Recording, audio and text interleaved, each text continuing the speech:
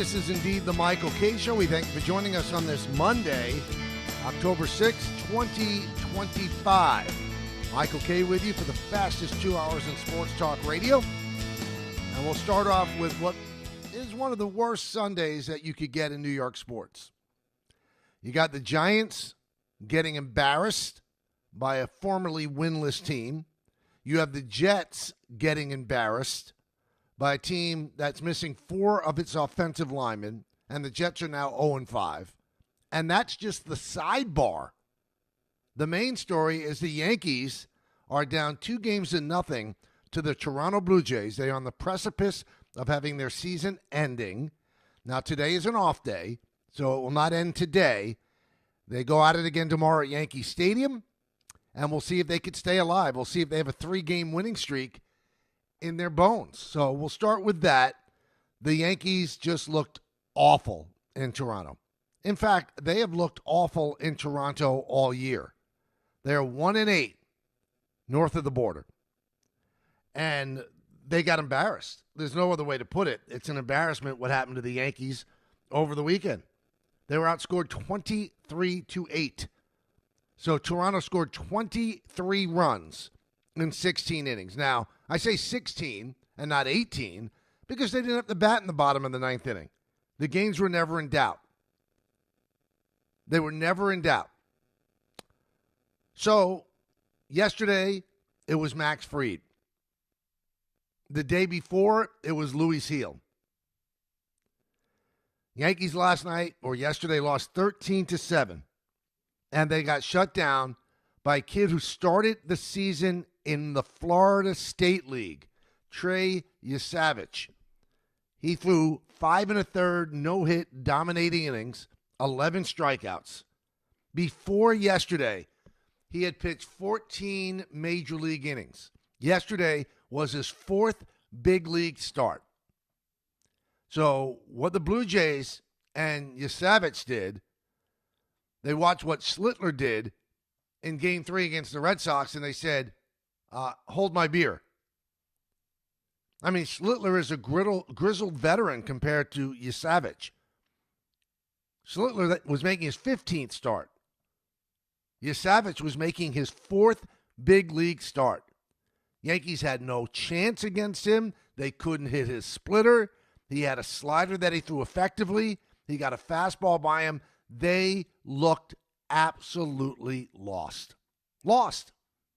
So all the good feelings that we all had after they beat the Red Sox, they've almost been all washed away with 2 dispiriting losses in Toronto. And the wild ones are out already. It's Boone's fault. It's Cashman's fault. Well, how about the players' fault?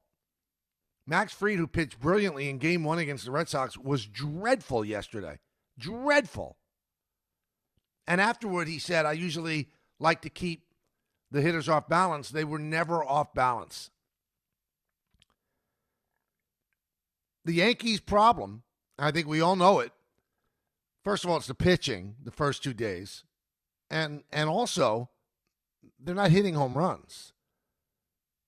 You had a so what home run yesterday by Bellinger. Got the Yankees their first 2 runs. But so far in the postseason, no home runs by Stanton, no home runs by Judge, no home runs by Rice, no home runs by Grisham. This is a team that out-homered the second-place team in baseball by 30 home runs. And I've given you the stat before. If the Yankees hit 2 or more home runs, they win 70% of the time. Now, they didn't home runs against the Red Sox either.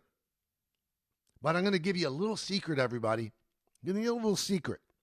Red Sox are not as good as the Blue Jays. The Red Sox didn't have an offense that was going to scare anybody. And Roman Anthony, probably their best player, was not playing because of an injury.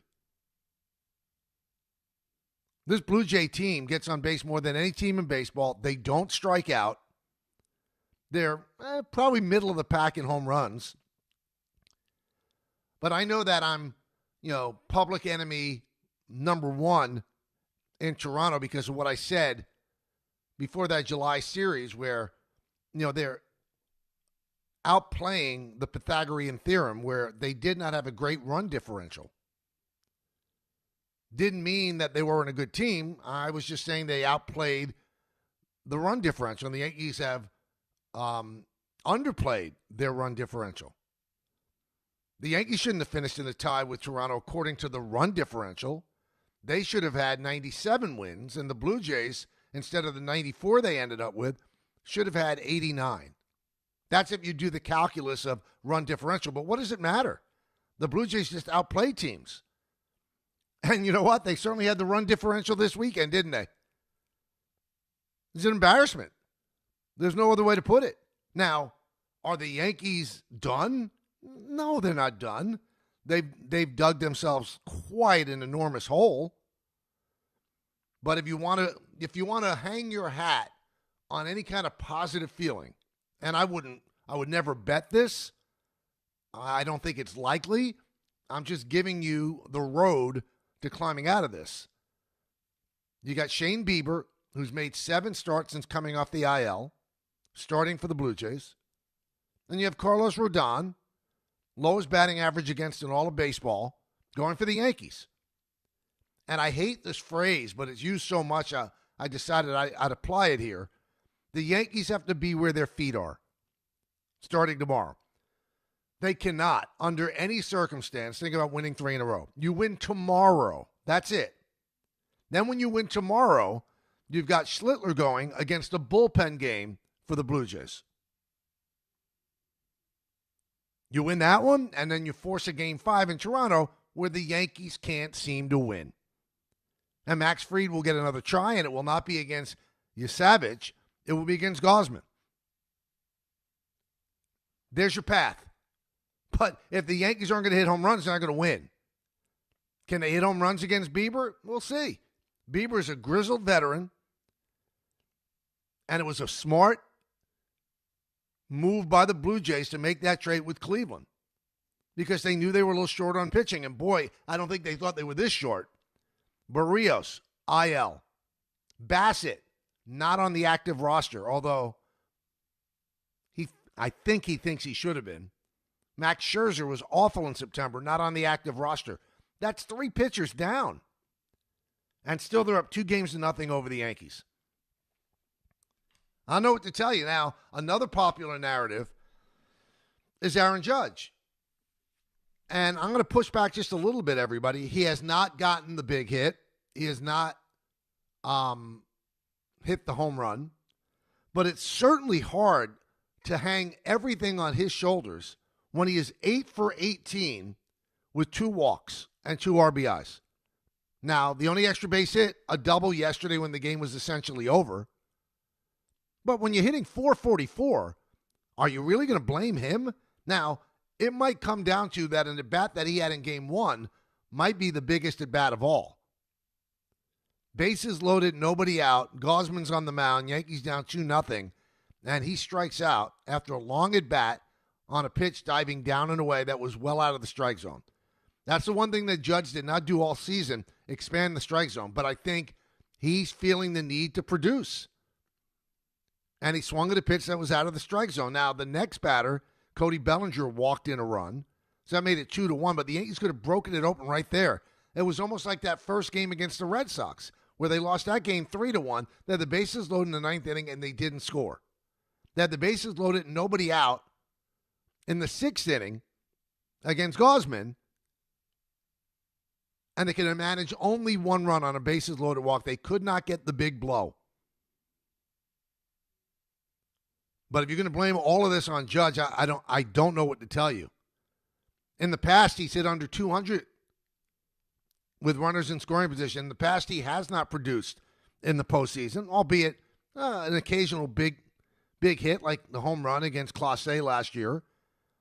But you're going to put all of this on a guy who's hitting 444 in the postseason? I don't know what to tell you. He can only do what the pitchers give him. Can't make the ball fly out of the park. He's hitting the ball hard.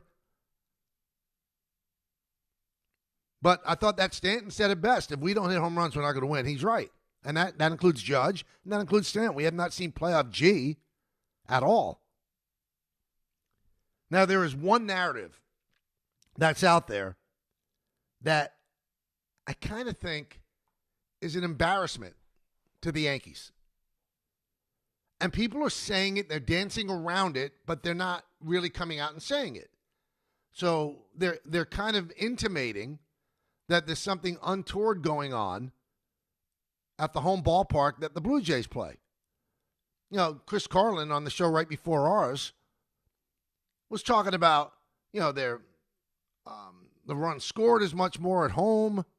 Other numbers he gave, much more at home. Well, you can say that about most teams. Most teams play better in their home ballpark. But here's what I would like to say where I say it's an embarrassment. Because even some of the Yankees are intimating. Like Weaver, after that rough outing in the first game, said, you know, they want me to change. They think I'm tipping, whatever the case may be. You know, kind of intimating that, you know, the other team is picking up signs. Well, he's struggled for a lot of the season. It's not just the Blue Jays in Toronto. And then yesterday, Max Fried, well, you know, they were on all of my pitches. They were that's code for why were they on all of my pitches? Why weren't they off balance? Well, here's where I say it's insulting to the Blue Jays, okay? You're 1-8 in Toronto. I'm just talking about the Yankees. You're 1-8. And if something is, in fact, untoward going on, figure it out. Figure it out. You got swept in July there in a 4-game set that changed the whole course of the American League East. That's where the Blue Jays took over, and they never relinquished. Figure it out. If you think that they're doing something weird or they're doing something illegal, figure it out. Don't sit back and woe is me. Even Buster Only on our morning show was hinting it. So come out and say it. If you think that something is happening, come out and say it.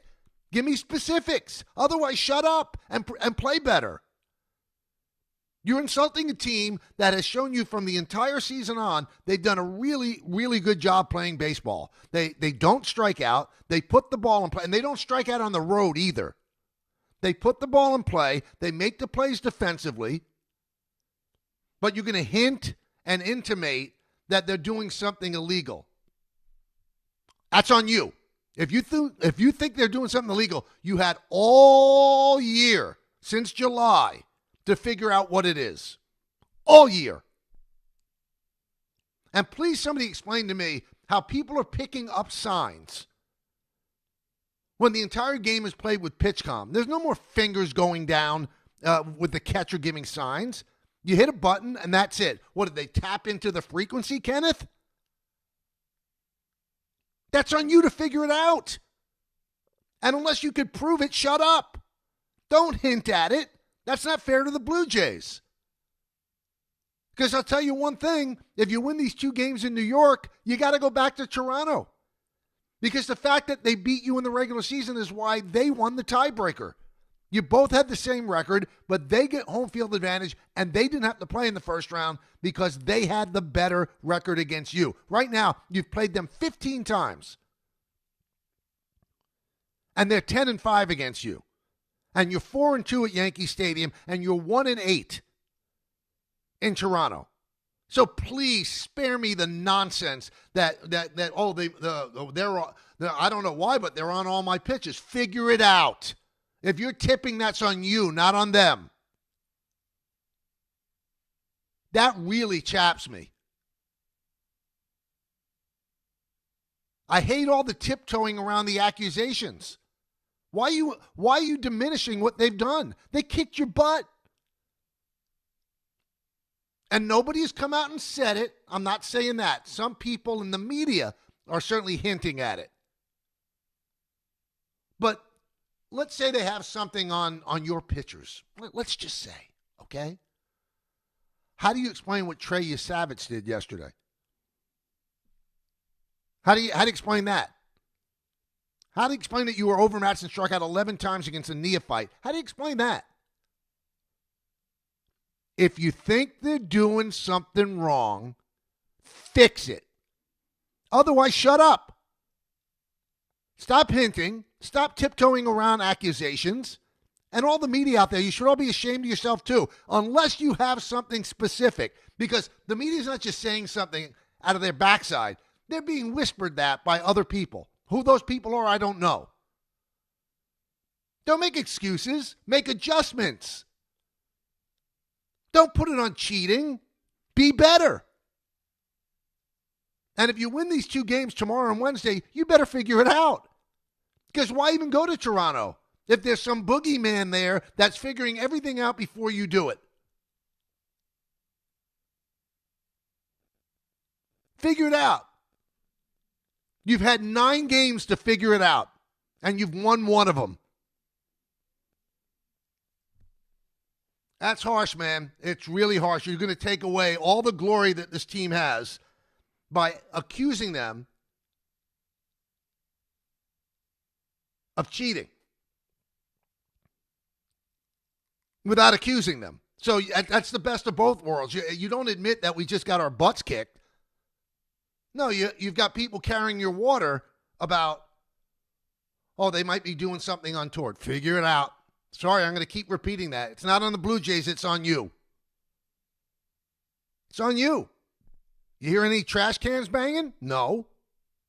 Maybe they're just better at home. They've got a raucous crowd. It's deafening in there. It's artificial turf, which is hard to play for a visiting team. Don't give me that they're doing something wrong. I don't want to hear it. And if they are, shame on you for not figuring it out and reporting it to Major League Baseball. And you know why? Because I don't think they're doing anything wrong. They're just outplaying you. So if it is the boogeyman in Toronto, well, that means you have to win tomorrow and Wednesday. Now you're in the nice safety of Yankee Stadium. Now win. Okay, if it's their home field, and not that they're better than you, if it's the home field, then win tomorrow and Wednesday and force a Game 5, deciding Game 5 in Toronto. That's what I want to see. That's what I want to see.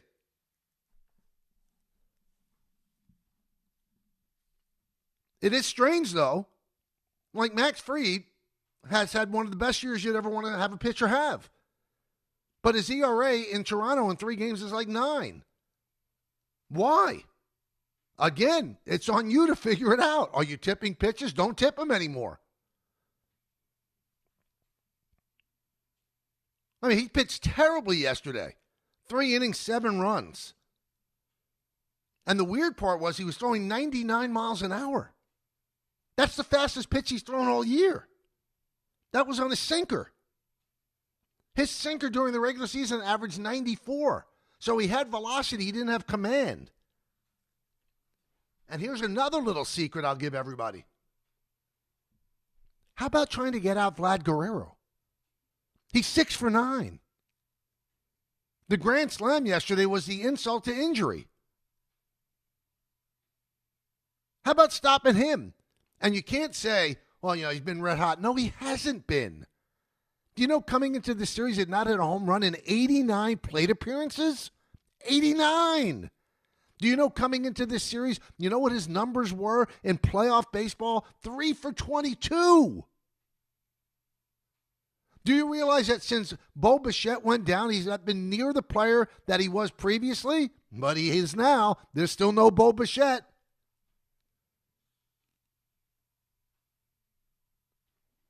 Now, teams that are leading in a best-of-5 series 2 games to nothing, they've won 80 of 90 series. 80 of 90. So I'm going to give you a little hope again. In the organization's history, the Yankees have fallen behind in a best-of-5 series 0-2 4 times. They've come back to win that series twice. Once against the A's in 2020.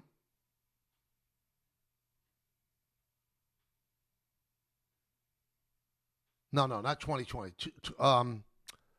2001. And then in 2017 against Cleveland. So the Yankees have done it 50% of the time, while the rest of baseball has essentially done it less than 10% of the time. But what does that mean? All right, Judge was on that 2017 team, but who else? This is a separate story and now they've dug themselves a hole that they have to climb out of. They've got to climb out of that hole. It's up to them. I don't know what to tell you. I'm not the type that makes excuses. You kick my butt. I said you kicked my butt. I don't try to come up with nonsense to explain why you kicked my butt. Now, sometimes there is nonsense why people get their butts kicked, but you have to prove it. You have to prove it. So in 2017, it was proven. The Astros cheated. We know because they admitted it. So there, you have your receipt. Now, there are a lot of people in the Yankee organization that think that 2019, where everybody thought that Altuve strangely, kept clutching his chest after the walk-off home run against Chapman, he didn't want the shirt ripped off. So, there's always been a buzz about a buzzer or whatever. That never proven, so shut up. You can think all you want. Unless you prove it, shut up. If you've got receipts, let's see them. If you don't, I don't want to hear it. If you think something funky is going on in Toronto, prove it. If you can't prove it, shut up and play better. If you think they're stealing signs, hide your signs better. It's easy. It's a game of results. It's funny that in this world, we just don't like to admit the other team might be better. And I've got to be honest with you, coming into this series, I saw the pitching matchups. I thought for sure the Yankees were going to win the series. I thought for sure they were going to win the series. But they've been outplayed. Sometimes that's the answer. It's right there. 23-8. They've kicked your butt. Accept it. Now, show that you are worthy and win tomorrow and win on Thursday and win on Wednesday. Don't have whisper campaigns that something weird's going on in Toronto. I mean, they're on all of our pitches. Be better.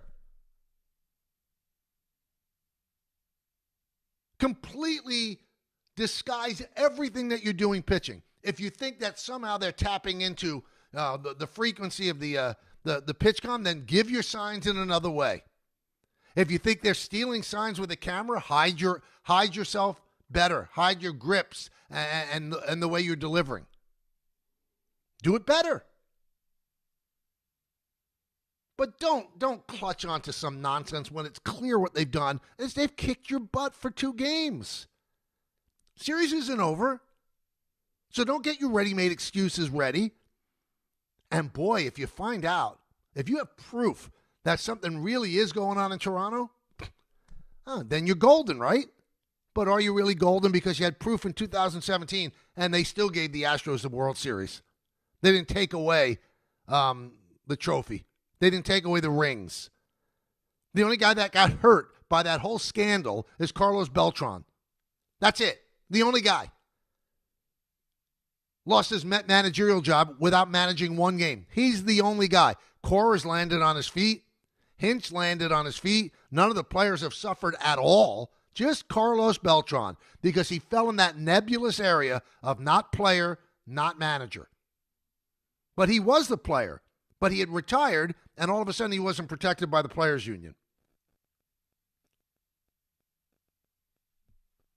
That's the only guy that suffered any ramifications from the Astros cheating. Oh yeah, and Jim Crane had to pay, what, $5 million? Oh, boo-hoo. He's got that in his ashtray. But really, the world, the people that are being whispered to, you can't do that. You can't do that to the Blue Jays unless you have proof. Just say straight out, they, in those 2 games, they've been better than the Yankees. In the 9 games in Toronto, they've been much better than the Yankees. 8-1. 8-1. There's no boogeyman. They've outplayed you. Until you could prove me there's a boogeyman, I don't want to hear it. I don't want to hear it. Talk some football. We have Steve Young coming up. I want to take your phone calls. I'm sure a lot of people have a lot of stuff to say, so let's do it. Let's get to it. But first, I want to tell you about FanDuel.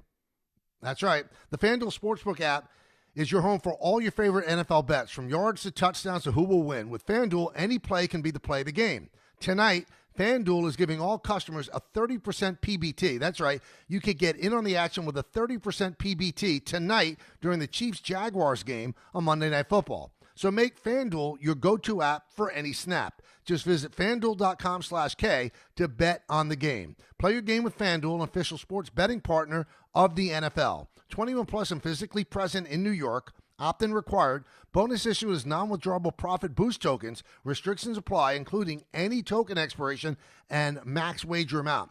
See terms at sportsbook.fanduel.com. For help with a gambling problem, call 1-877-8-HOPE-NY or text HOPE-NY 467-369.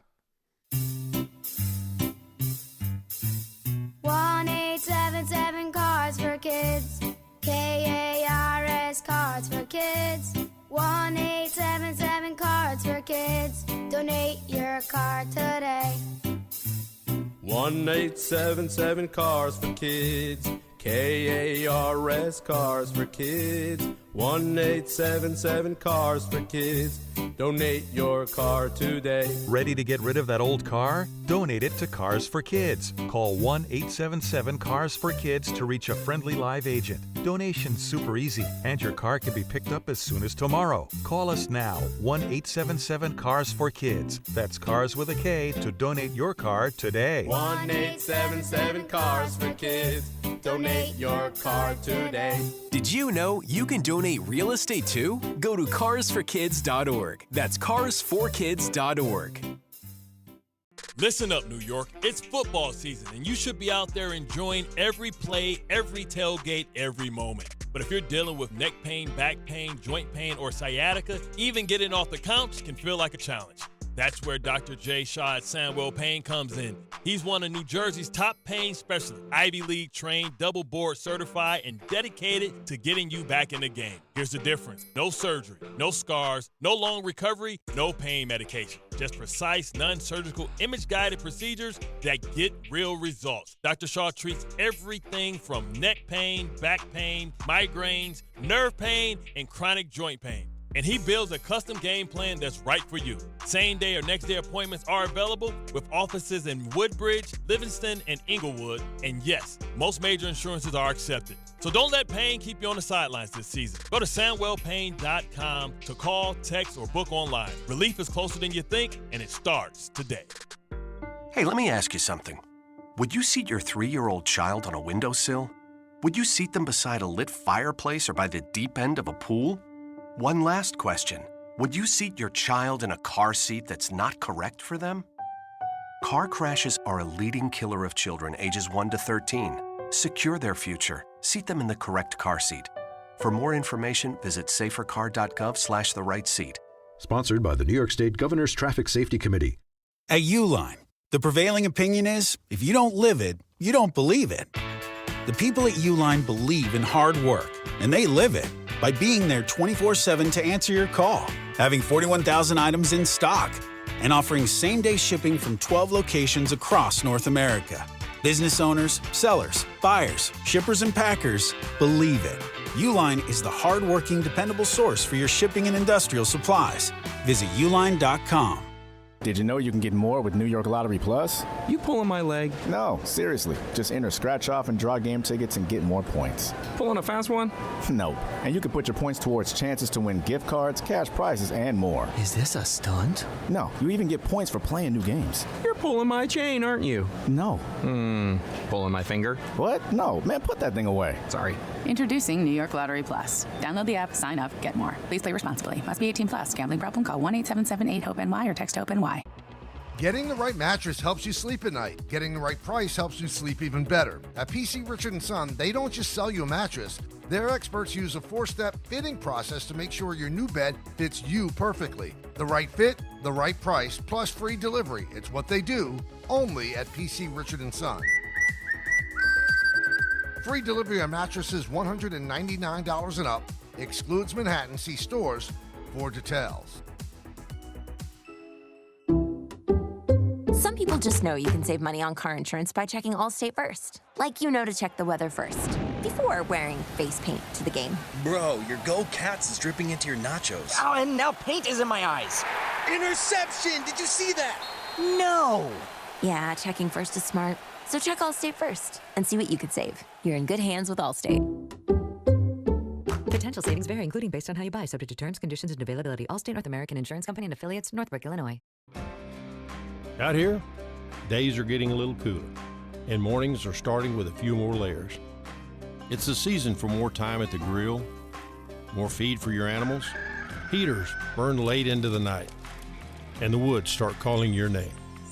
We appreciate hard-working hands, shared moments, and love for our land. That's why season after season, we're here for your life out here.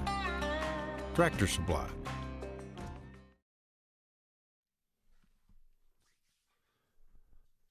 Welcome back to the Michael K. Show, everybody. Yankees lose 13-7 to Toronto. So they're down 2-0. National League not active yesterday. The Mariners beat the Tigers 3-2 after losing an excruciating 11-inning game in Game 1. So that series is at 1-1. And obviously the Giants lose to the Saints 26-14. The Jets lose to the Cowboys 37-22. Not a great Sunday in New York. Not a great Sunday. All right, we're waiting on Steve Young, and as we do, I don't know if we're going to be able to get him today, but let's talk to you because you're the people I want to hear from. Let's go to Javier in Port St. Lucie. Start it off, Javier. Hey, Michael. Always a pleasure speaking to you. I appreciate the opportunity once again. You got it. Hope all is well. Just wanted to respectfully disagree with your take on home runs or nothing. And I know you're more than likely basing it on analytics, but it's almost, like we're contradicting the whole situation. If you look at it with the Toronto Blue Jays, they're up 2-0 because they're hitting and they know their role when they're hitting. Javier, so for they had example, 5 home runs yesterday. Hitters, the Blue Jays had 5 home runs. The team that homers the most wins. But so you don't think that? Let me give you another example. When in playoffs in other sports, those teams, they adjust and adapt to who they're going to play. So my question to you would be, you don't think that the Blue Jays go in also thinking about hitting with 2 strikes or doing a better job when taking an extra pitch or so? You don't think that that's what has them a little bit more of an edge than the Yankees? Well, I mean, first of all, they both finished with the exact same record, Javier. They both 94-win teams. They both tied for the best record in the American League. And there's 2 ways, I don't want PETA after me, but there's 2 ways to skin a cat. There are many ways to skin a cat. I'm sorry, there just are. So, I mean, to say that home runs don't matter, don't give me analytics, by the way, are proof. The proof is in the pudding. It's black and white. You hit more home runs, you're going to win.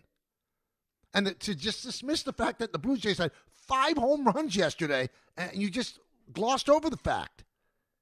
The fact that the Yankees are down 0-2, they are not hitting ball out of the park. And they're not built to be that team. Sorry. And the analytics, the proof is when you hit 2 home runs or more, you win 70% of the time. And it's harder to hit home runs in the postseason, but there's also fact there that more runs are scored via the home run in the postseason than in the regular season. Why do people fight that? Yeah, you want people with a 2-strike approach. Like Cody Bellinger. He hit 29 home runs this year, but with 2 strikes, he shortened up. I think that's the proper way to look at it. Some people don't have two strikes approaches. That's why CC Sabathia said he would love pitching today because everybody's wailing and bailing with 2 strikes. The Blue Jays are not that team. The Yankees, like many others, they are always trying to hit home runs. The home run we hit every Monday is we get a chance to talk to the great Steve Young, and he joins us now. Steve, how you doing? Michael, how are you, buddy? I'm doing well.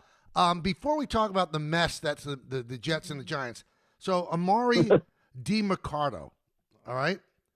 He's crossing the goal line, drops the ball before. This is like the 3rd time this happened this season for a player, and he cost the Cardinals essentially the game. If you're a teammate, does a teammate say you've got to stop this nonsense because it keeps going on and on and on? I know people want to look cool and everything, but how does another teammate reconcile a mistake like that? I think, what I would do is I would fine anyone that didn't take it through the end zone and come out the other side and then drop it. Like you get fined. Like, we're going to take money from you. We're not going to have games. Like, think about what goes into trying to get a win in the NFL and how much goes in people's lives, or like everything's at stake, and you can't. That's just one of the things you can't not care enough to bring the ball across the goal line. It's insane that we don't have that, because most of the stuff that happens on the field, Michael, is reflexive. It's because you've done it since you were 7 years old.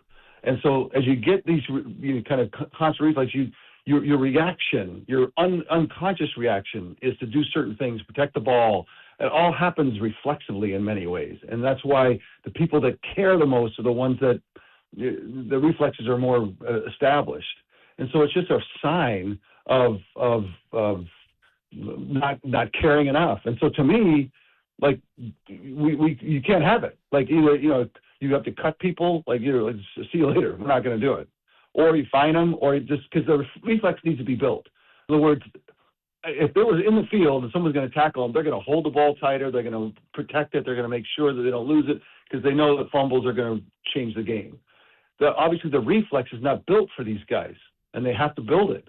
And that's practice. That's doing stuff. And you actually have to take the time and practice. And okay, we're going to have practice holding the ball across the goal line. Let's go through it. Let's get the reflex built. I think that's the only way to do it, because otherwise it's incredible that it gets repeated. It's insane. It's so frustrating. Let me ask you about Mac Jones, a failure in New England. Maybe the situation just was not good for him. Looks like a different quarterback with San Francisco. What are you seeing with Mac Jones, Steve? Look, it was a terrible situation in New England. It was almost, it felt like it was just concocted, and it was really a bad spot. And that's not an excuse. It's just there are bad spots for quarterbacks. Even today, there's bad spots for quarterbacks. You're not going to see how good you can be. Now, it doesn't mean that you flail and just, have things like Mac has to take his part of it, no question. But I've always said that there are more and more good places for quarterbacks than ever been in the league in its history right now, just because they got all the tree of Andy Reid and Kyle Shanahan and Sean McVay and Sean Payton has infiltrated most of the league now. So there's a lot of good spots for quarterbacks, but there's still bad ones, and Matt caught them pretty right head on. And then he got to the one that's probably the best, or one of the best. And that's Kyle's proven that over and over and over again, that he puts quarterbacks in position to go find out how good they are. And so Mac is now finding out how good he is. And you know what? He might be pretty good. And I think that the rest of the league can say whatever they want to say. Those are the facts. The quarterbacks need a lot of help, and there are places that suck for quarterbacks. And sometimes the little piece of it too is the maturity and a little bit of like, hey, I've seen it now and I can respond to it. Like, there's a little bit of when you start out with something, you get hit in the face, you're not sure what's going on. So Mac takes his part of it. But the truth of the matter is, and I've said this about the 49ers for years, if I could play again and I could run to any place in the league to go play, I would sprint. So it just happens to be the closest to me, 15 miles down the road, but I would sprint there as fast as I could. So, I mean, the narrative, though, Steve, is, well, there's no way he could replace Brock Purdy, who's hurt right now, because they just signed him to a $265 million contract. But my rebuttal would be, they had Brock Purdy take the starting job over a guy they moved heaven and earth to draft in Trey Lance. So if they think Mac Jones is better than Brock Purdy, isn't there a chance that they could give Mac Jones the job? Well, we do know that Kyle loved Mac when he was coming out. Yeah, he tried to trade up. And so there's that, and then there's Mac's play. Mac brings different things. They are different players, and they both. Mac has less time in the saddle, but both have brought a lot of success.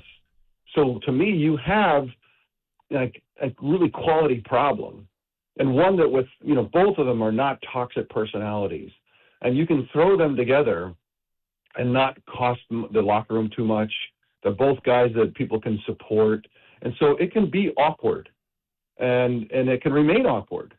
It's okay. And I'm not sure how you choose to do it, but I don't think you have to declare definitive things that make, so that everyone he claims settles down and feels so, kind of sweet and peaceful. I like creative tension. I think it brings out the best. And I think they can get the best of Mac and Brock by creating some tension. And, because I think both of them will respond. And then coaches are going to have to decide. And I think that, the weight of it, right, is Brock because of the long-term contract and everything else. He's got to get on the field. And he's been so successful, too. It's not like, oh, he hasn't played. I mean, you can nitpick at him, but he's played great football. So it's a quality problem, Michael, quality problem. Does Mac have a better arm than Brock? Yeah, Mac, I suspect Brock will tell you that I'm not the biggest, not the fastest, not the strongest. That's not Brock's game, is to stand back, wait an extra couple seconds, back foot, and rip a ball down the sidelines, 18-yard comebacks. That's not his, he's got his body position needs to get in a way so that he can drive the football, but he's got to get his body with it. And so it's not, I don't want to belabor the arm strength, because I'm not sure that, there's no question that Mac can make throws at Brock, they're just different players. But I don't want to overweight that, because I think we've overweighted that in the past, and not for the right reasons. All right, so in his debut, Jackson Dart won a game that the Giants were not favored to win against the Chargers, but his numbers were not outrageously great. But here in New York, we're so starved, we went crazy. And then yesterday, he turned the ball over 3 times, once a fumble without being hit, 2 interceptions. Is this just the growth of a quarterback, Steve? Or is this also an insight that he's not quite that guy yet? Well, I mean, Michael, it's so hard because you have to go through it. And again, there's different aspects of it. Some of it's Jackson doesn't control, which is, what kind of environment do I have? Do I have in today's game, the quarterback more than ever is the focal point of the whole organization. Is the whole organization built to help the quarterback be not coddled, but help the quarterback be successful? And that's why the ones that are doing that, and then allow for the player to see how good they can get because they get the help. That's one aspect of it. Then there's the part that Jackson has to do himself, which is get ready for a game that is so much faster than college, so much more explosive. It's not as sophisticated as it used to be, so that's a positive, that you can transition them faster than you could 20 years ago. But it's still it's a fast man's game, and so you've got to be able to kind of rise up, and that's where all the mistakes come from. And so then it becomes about, to me, once you've seen it, and yesterday, you went on the road for the first time, and a team that wasn't that great, and you kind of got punched in the face, and you made some stupid mistakes, and lost the game kind of because of it. How do you respond? The team's we got to figure out that part, and I'm not sure that it's a perfect place for a quarterback, but it's not a terrible place for a quarterback for the Giants. It's just, for Jackson, to me, it's now, okay, we've seen you make those mistakes. Are you smart enough and have the guy on the street smarts and the savviness to recognize, okay, I'm not doing that stupid stuff again? And then you can start to limit that. And that might close your game off a little bit for a little while. That's okay. You're not as explosive. You're not as taking the risks that you did before. But that's part of making sure that you're not the reason that the team's going to lose. And a quarterback, being the reason you're going to lose is really easy. It doesn't take much. And so your game has to really get, refined really fast if you're going to be that guy. And again, have to handle that not everything's perfect around you. And so we'll see. I don't think you can make judgments. I mean, we have to see him play it out.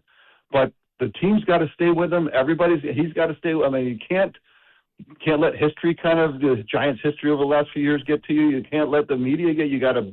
We'll see. I guess that's what's fun about the NFL and the quarterback and the game itself, is that there's no liars. You can't fake in business. You can kind of dodge and fake, and a lot of other places you can dodge and fake. You can't do it in the NFL. And so we'll all witness it, and we'll talk about it every week. And we'll be able to say, yeah, that was the truth. The truth's coming out, good or bad. All right, a final thing about the Jets. Cowboys are ravaged by injuries. No CD Lamb, 4 offensive linemen out, and they just embarrassed the Jets. So the Jets are 0-5. And Steve, we live, unfortunately, in a microwave society. Nothing is allowed to cook. It has to happen right away. Is it possible that Aaron Glenn could lose his job over something like this at the end of this year if they don't make any strides at all? Michael, let's just, I don't know, I'm reticent to get into this, but, at some level, the equity owners of the business have to, you can't just, it's not just roulette. Like, you're just running people through, and what's wrong with the Jets? I mean, at some point, the owners of the business have to be vulnerable enough to, like, what are we doing wrong? What needs to change? And I don't know that I know the answer to that, but I think you can't just keep, like the microwave society and just say, okay, he's lousy, bring in another one, bring in another, bring in another, bring in another one. Like, let's settle down. Let's have the vulnerability from top to bottom and figure out what we can do better and come together. Because I don't want to just start saying, oh yeah, Aaron Glenn's got to go and we got to get something. Like, I'm tired. Like, everyone's got to be tired of that. And let's settle. And like, the fact is, the football that was played yesterday is not bad. It's not terrible, right? It's, in some ways you can say it's winning football, but I mean, Dak Prescott's gotten better. He's a better player than he's ever been. And he's tough-minded, and he's really, I like the game that he's playing today. And so they came in shorthanded, but he was the difference, and that's the way the game is today. You get somebody that's kind of got it figured out and can play that kind of game. It's tough to beat. And so obviously we want Justin to get to that place, and then how we develop him and everything else. But I don't want to leave behind what is got to be part of the solution in that bringing the equity owners of the business into the conversation. But the thing that jumps out at me, Steve, the last two games is 24 penalties and 192 yards. That was the thing he ran on. That was his stump speech. We're not going to allow this. Yeah. Well, how do you explain that? And it's weird. I mean, I'm sure Aaron's like, I mean, that's how you turn gray, is that the thing that you believed most was a part of your ethos when you played. It was a part of your ethos when you're coaching. And that why is what's most important to me can't get articulated to the guys on the field. And I think some of it goes to desperation, because the NFL, how it's hard. Like, it's, you talk about baseball, 162 games, like, it's forever, but there's no forever like a football season that, it gets lost right away. Mm-hmm. And so it's just the pain and anguish of it. And the team wants to respond for Aaron. They like him. They want to win. And so there's that it's almost like you overzealous, or you're like anything, when you've ever overdone it, you get stupid stuff. And they had, you don't get settled in, and you're not yourself. Like, Aaron's probably thinking, I'm not myself right now because I'm so overwrought about the situation. And then everybody else feels they're not themselves. And so it runs downhill. And that's the only way I can explain it, because obviously he's made it a major part of his, coaching the Jets. Like, this is what we're going to be. This is who we're going to be. Right. And all of a sudden it can't happen. It has to be that they're it's like overcoaching and overplaying and overwrought kind of stuff, because otherwise it doesn't make any sense to him or anybody else. Good stuff, Steve, as always. We'll talk to you next week. All right. See you, Michael. Thank you. That's Steve Young. So interesting stuff with him. And, the Jets have to be wondering, I ran on this. This is how I got elected. I got elected to be the coach. I was going to be disciplined. I was going to have this team be disciplined. There weren't going to be dumb penalties. And that's all we've seen. 0-5. We'll be back right here on 880 ESPN. Monday on Don, Hahn, and Rosenberg, the Yankees are on the brink of elimination. If the Yankees are going to win the series, they have to win a game in Toronto, and that's been something that has absolutely eluded them all year. The Giants lost thanks to 5 turnovers against the Saints, and the Jets are the last winless team in football. Has there been a worse weekend in New York sports recently? Don, Hahn, and Rosenberg today at 3 on ESPN New York and streaming live on YouTube. Sportsbook. Yo, Ballybet stacked for football season. When it comes to sportsbook apps, it's undefeated. Check out that brand new Parlay Zone. Here's the kickoff. Build your bets and place them right on your phone. What? Live bets, daily boosts, and promos.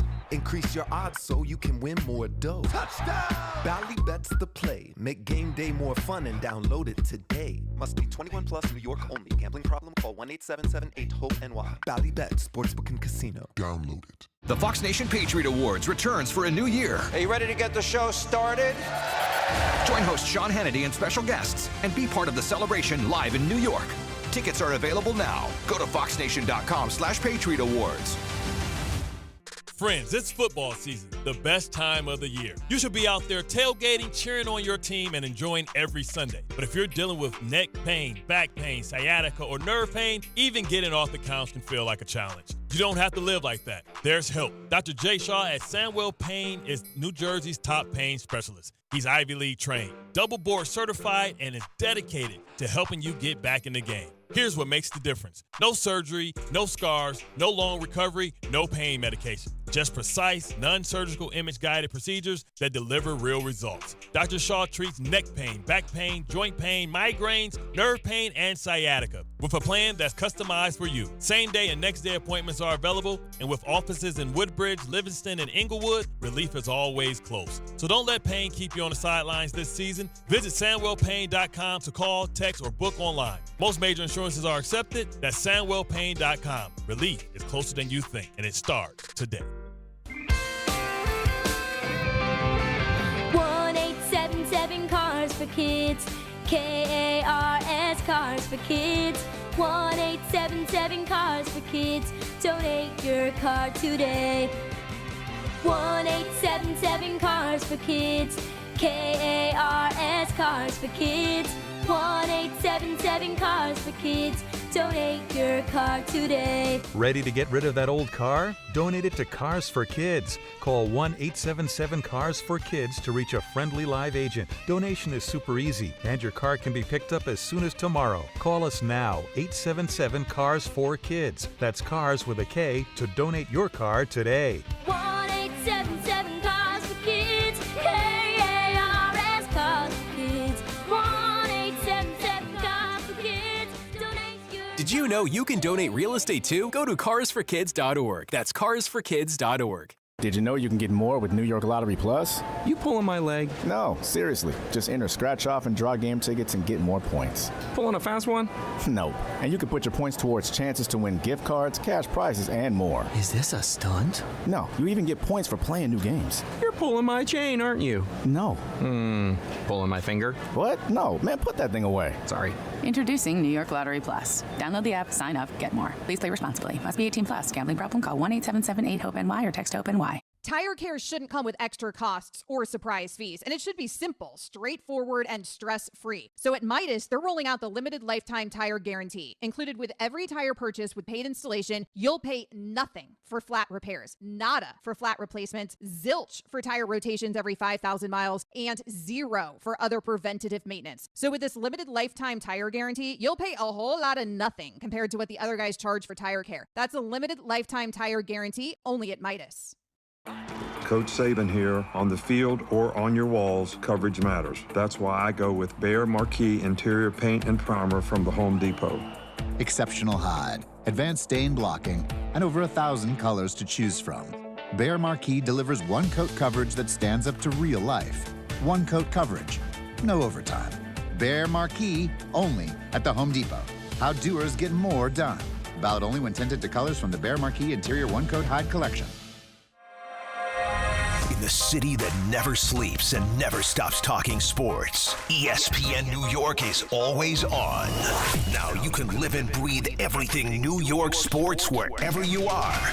On your radio dial, on the ESPN New York app, and streaming live on YouTube. However you watch or listen, ESPN New York is always on for you. Hear us, stream us, watch us. This is ESPN New York. Hey, Game Time brought to you by Tullamore Dew Irish Whiskey, because when it's game time, it's Tully time. 6 p.m., the Dodgers and the Phillies play Game 2 of their NLDS series in Philadelphia. 9 p.m., the Cubs and the Brewers are in Milwaukee for Game 2 of their NLDS series. You can hear both NLDS games right here on ESPN New York. And at 8:15 p.m., the Chiefs are in Jacksonville for Monday Night Football on ESPN TV and also ABC 7.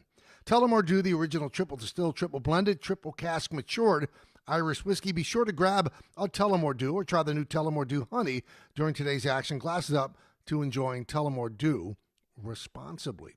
1-800-919-3776. The Cardinal game, if you haven't seen it and you didn't see what DeMercado did, he's running across the goal line. There's somebody chasing him. He just drops the ball right at the goal line, but he drops it before the goal line. So it was negated a 72-yard TD. Touchback. Disgraceful. Absolutely disgraceful. That would have put the game away for the Cardinals. Then they had an interception that they tried to run back, and then they fumbled. That ball was falling on, and the Titans fell on it in the end zone. They cut it to 21-19, and then a game-ending field goal. And the reason that it gets me, that was my pick in my 2 survivor pools. Made me sick to my stomach. Sick to my stomach. I'm watching the Jets. Also sickening. Again, when you run on a platform of discipline, cutting down penalties, and then all you do is have a lack of discipline. 11 penalties yesterday, 91 yards. Last 2 games, 24 penalties, 192 yards. And please do not be misled by 37-22. It wasn't nearly as close. Garbage touchdowns at the end, and Fields' numbers don't even look bad, but he had 75 yards in the air in the first half. So he finished with 283, 2 TDs, 26 yards rushing. Garrett Wilson, 6 catches, 71 yards again, all late when it didn't matter. They couldn't stop Prescott. 4 TDs, 237 yards passing. Cowboys ran for 180 yards. And it was a 10-3 game, Cowboys. 2:18 left in the first half. And you blinked, and all of a sudden it's 23-3. Unbelievable. Dallas missing 4 starters on the offensive line. They missing C.D. Lamb, and you got embarrassed. Your offensive line couldn't do anything. Justin Fields was hit 14 times, 5 sacks. And this is a team that was not supposed to be good at rushing the quarterback after they traded Micah Parsons. Javonte Williams, 16 carries, 135 yards. Tell me what I should feel good about with the Jets. Tell me what I should feel good about. They stink. And the thing is, their talent does not indicate that they should be this bad. Their talent is not 0-5. But that's what their record is. That's what their record is.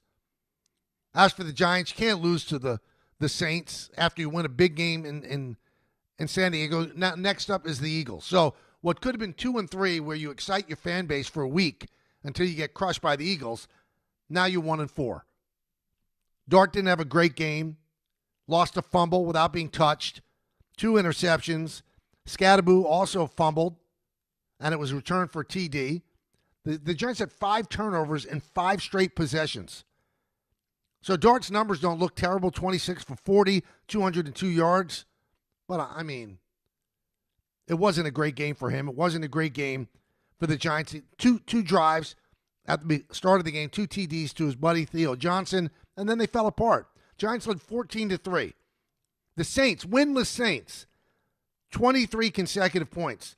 Giants had no pass rush. They let Spencer Rattler look like an absolute NFL quarterback. What are we supposed to feel good about in New York football? And unless the Yankees win tomorrow and Wednesday, baseball's over too. I guess we're going to have to bank on the Rangers and the Knicks. Maybe the Devils. Nets are going to be awful. Awful. They're not going to win 20 games. They're not. Not a great time in New York sports right now. Not a great time. All right, we'll come back. We'll talk more about the Yankees ALDS where they're down 0-2. It's the K Show. You're watching us on the ESPN New York YouTube channel and also listening on ESPN New York. Did you know women account for 2/3 of all Americans living with Alzheimer's and 2/3 of all Alzheimer's family caregivers? Join the Alzheimer's Foundation of America at its Women Empowerment Forum on November 5th in Amityville to learn practical ways women can reduce their risk for Alzheimer's and enhance quality of life for themselves and their loved ones living with Alzheimer's. For more information or to register, visit alzfdn.org or call 866-232-8484. This fall, don't sit on the sideline because of pain. If you're tired of waking up stiff, fighting neck, back, or joint pain, and missing out on the things you love, it's time to take action. Call Dr. Jay Shaw at Sandwell Pain, New Jersey's top pain specialist. Dr. Shaw is the Ivy League trained, double board certified, and laser focused on one thing: getting you back in the game. Living pain-free, no surgery, no cuts, no downtime. Just precise image-guided treatments that deliver real results. Whether it's sciatica, nerve pain, migraine, or chronic joint pain, Dr. Shaw will personalize a non-surgical game plan just for you without pain medication. Same-day and next-day appointments are available with offices in Woodbridge, Livingston, and Inglewood. Most major insurances are accepted, so what are you waiting for? Don't let pain keep you out of the action this season. Visit Sandwell Pain to text, call, or book online. You'll wish you met Dr. Jay Shaw a lot sooner. Relief starts today, and victory over pain is closer than you think. 880 ESPN, WHSQ, and WCBS-FM HD2, New York. A Good Karma Brands radio station. Hey! My dad is bringing home the best birthday cake ever! It was my 5th birthday, and my dad was bringing home the cake. Should have been here a half hour ago. The cake never made it, and neither did my dad. 911, what's your emergency? That was the day a drunk driver killed my dad. Daddy? Impaired drivers take lives. Think. Sponsored by the New York State Governor's Traffic Safety Committee. Aired in cooperation with the New York State Broadcasters Association. From kickoff to cash out, ESPN Bet has all the tools you need to score more on game days. Bet smarter with stats right at your fingertips. Get personalized parlays built just for you. And with your fantasy teams synced right in the app, you can back your squad. Right now, new customers get $100 in bonus bets when you bet $10. Sign up with promo code USL to get started. Must be 21 plus. Gambling problem? Call 1-800-GAMBLER. Terms and conditions apply. See app for details. Offer not available in New York. Hey, fans! Welcome back to Fansville's Cheers and Tears. Oh. Okay, so like everybody deals with losing, right? To a rival on a last-second field goal. Whatever, it's fine. I'm totally fine. But I cope with losing with an ice-cold Dr. Pepper. Those 23 flavors are like so delicious. They totally wash away the pain of your college football team taking a big fat L. College football, it's a pepper thing. Welcome back to the show. 1 hour gone in an eye blink. Now it's time for hour 2 of our 2-hour radio program. Yankees down 0-2 in the best of 5 ALDS. And if the Yankees don't hit, obviously they're not going to win. You like their chances, though, to have a little bit of a better offensive output against Bieber, who's not an overpowering pitcher, has a very good changeup. And then a bullpen game. And the bullpen yesterday for the Blue Jays showed that they're not a lockdown bullpen either. So those are the next 2 games. So you would expect them to hit a little bit more. If they don't, then the next point I'm going to make doesn't mean anything. But I'll tell you this. You got other things to worry about. It's amazing the screams and the noise about Boone. Like it's his fault that Louis Seal was not good. They had that's the tariff you pay, by the way, for getting in as a wild card. You have to start your 4th best starter in the first game because you used everybody in the first series. The Blue Jays sat back. They got their pitching in order. They started who they consider their best starter, Kevin Gausman. They had the advantage and they won. Louis Seal was not chosen to start over Cam Slittler because they knew he wasn't as good. He's been mid since he's come back. He's not near the pitcher that he was in the first half last year. Not throwing hard. He's not throwing hard on purpose. He's trying to be an artist. He's not Greg Maddux by any stretch of the imagination. So that's a problem. And then they were all over him. Now you expect more out of Max Fried. You expect that matchup was in your favor. Max Fried, a grizzled veteran who had a great year against a kid, make his 4th big league start. It didn't work out that way. Fried was roughed up, and Yasavich was great. So now you have Rodon, has the best batting average against of any pitcher in baseball, 188, and you have him facing Shane Bieber. And the next one is Schlittler against the bullpen. If the Yankees win on Tuesday, they'll play on Wednesday. But here's the thing that worries me the most of all the things I've mentioned. The Yankee bullpen right now is in shambles. People want to jump on Boone. Well, why would he have used Jeff Weaver in Game 1? Who are you going to use? You have two pitchers that right now you could trust. Two pitchers. Devin Williams and David Bednar. That's it. Fernando Cruz is not throwing strikes, or they've caught on to the fact that, just take the splitter because if it's good, it's going to drop out of the strike zone. And he throws 94, 95, which you can hit. You either have to straighten out Weaver or you're in trouble because you can't win and get to a World Series with two relief pitchers. Now, Doval showed something in that first game, 6 up, 6 down. He might be your third guy now. But you got to find the stuff out. You can't give up on Weaver, because if you give up on Weaver, you're giving up on the postseason. You need another relief pitcher. And the Yankee starters have been great other than Heel, and before yesterday, Fried, in giving you length. But they don't have enough to cover the length. They had to use Blackburn. Yesterday, they used Warren. And I love, anybody gets a chance to rip Aaron Boone, they just run with it. Oh, why did he take Heel out so early? You only given up 2 runs. Did you watch the game? Did you see the 2 bombs he gave up? He wasn't fooling anybody. If he had kept him in and gave up 5 runs, you would have ripped Boone for keeping him in. And Boone actually did the right thing. A lot of, we're looking at it in real time as we're sitting at yes. No, why didn't he bring it? Why is Warren on the roster if you're not going to bring him in there? Well, we saw Warren yesterday, didn't we? So what he did was the right thing. He mixed and matched, and it was still 2-0. And then 2-1. And then he went to Weaver, and the game got away. Weaver was awful. Weaver's faced 6 batters, now 7. 6 got on, and yesterday he threw 1 pitch to get the final out in the 8th. Boone did the right thing taking out Heel early. They did the right thing taking out Fried when he did. But rather than give Boone a pass, because Boone is, in terms of management, he's the Antichrist to a lot of Yankee fans. I was reading today on social media, it's such a joke. Oh, we'll never, ever get to the World Series with Boone as a manager. You got there last year, didn't you? Short-term memory loss? Got there last year. Been to a couple of ALCSs with him as the manager. But it's on him. It's always on him. It's not on the players.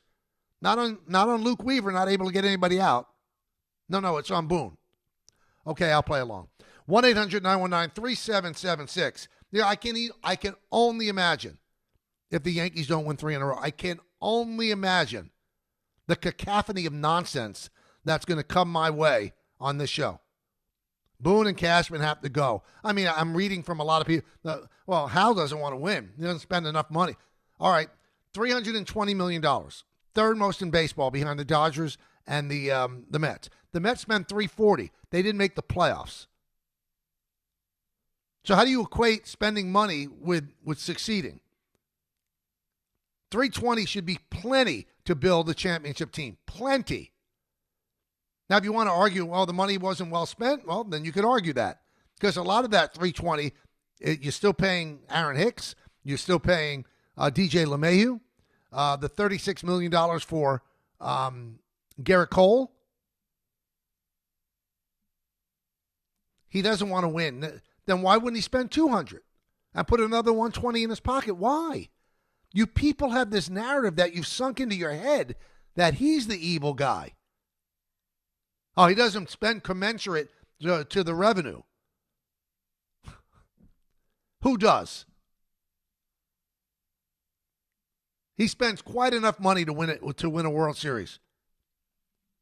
Let's go to Steve in Homedale. Steve. Hey, Mike. How you doing? Good. How are you?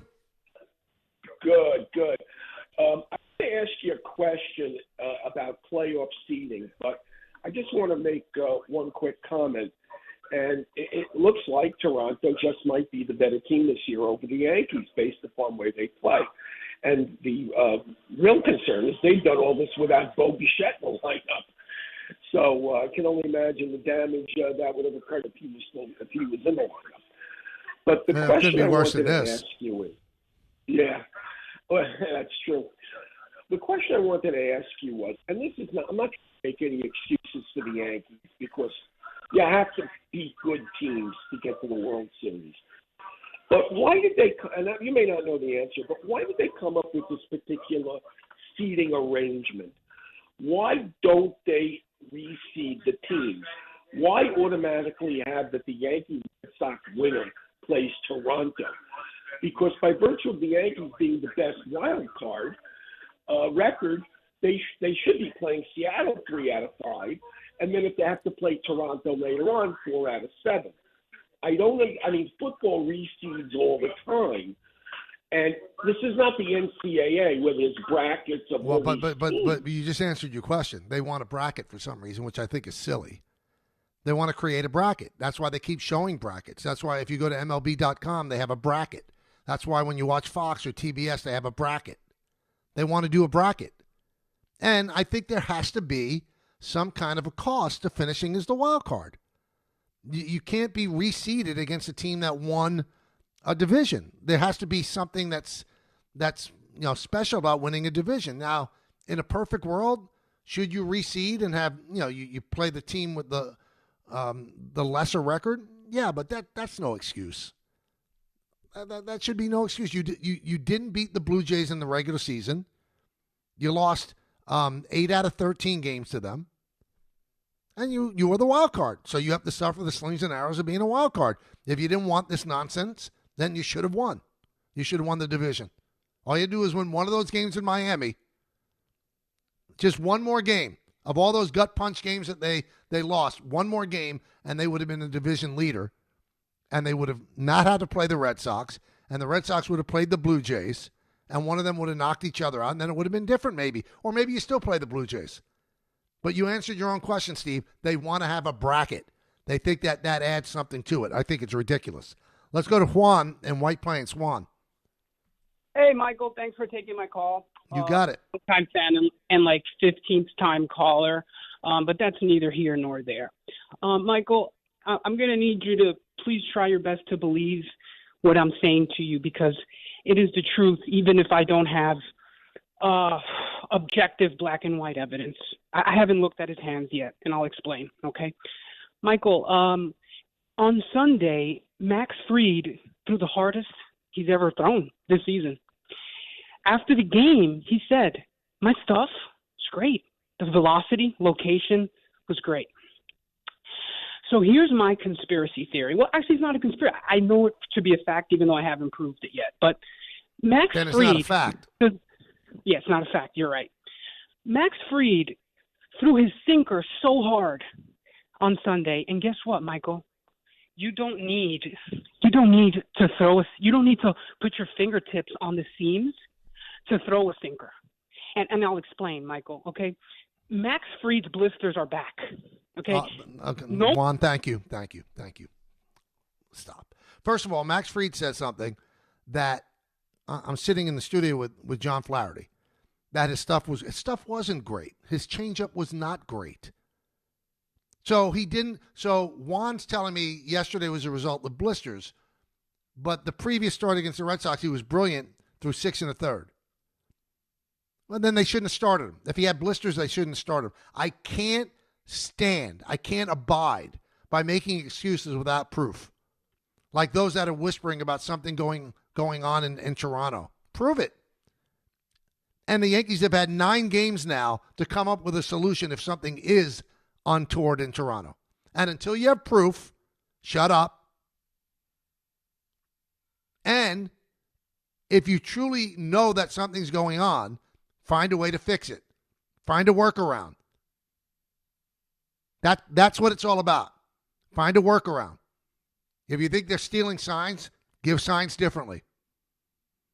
If you think there's something weird going on, report it. Give me proof. Otherwise, you just got your butt kicked. That's what you got. 23-8. I mean, well, you talking about blisters. The guy threw 99 miles an hour. And he also said he had his best stuff of the year. You can't have best stuff of the year if you just threw blisters.